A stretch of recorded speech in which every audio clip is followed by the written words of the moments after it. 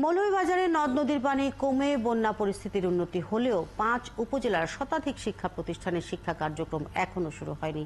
কারণ নিচু এলাকার অনেক প্রতিষ্ঠান এখনো পানিতে ডুবে আছে, অনেক শিক্ষা প্রতিষ্ঠান আশ্রয় কেন্দ্র, যে কারণে শিক্ষা প্রতিষ্ঠান খোলা এবং পরীক্ষা নিয়ে সংশয়ে রয়েছেন শিক্ষার্থী, শিক্ষক সহ অভিভাবকরা। আহমেদ ফারুক মিলাদের পাঠানো তথ্য, ছবিতে প্রতিবেদন।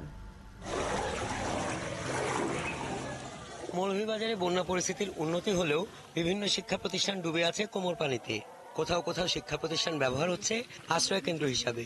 এইসব কারণে বন্ধ হয়ে আছে ৫ উপজেলার শতাধিক শিক্ষা প্রতিষ্ঠান।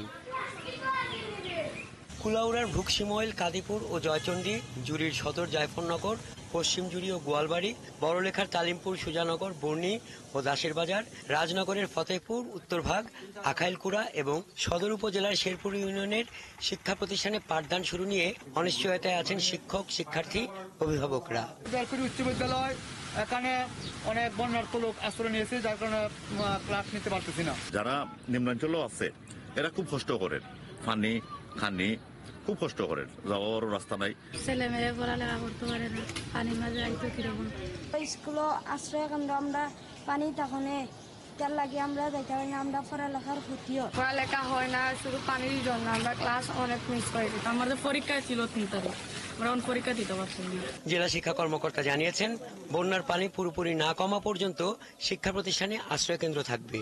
পাঠদান শুরু ও পরীক্ষার সিদ্ধান্ত নেওয়া হবে পানি সরে যাবার পর।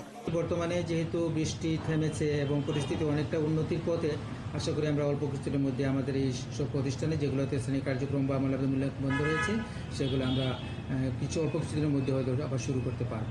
গত 18 জুন থেকে 3 দফা বন্যায় আক্রান্ত হয় মৌলভীবাজার। পানিবন্দী হয় প্রায় 3 লাখ মানুষ। গত সপ্তাহে পানি কমলেও এখন পর্যন্ত বন্ধ হয়ে আছে 124টি সরকারি প্রাথমিক বিদ্যালয়, 35টি মাধ্যমিক বিদ্যালয় এবং 15টি মাদ্রাসা ও কিন্ডারগার্টেন। হাসান আহমেদ, 71।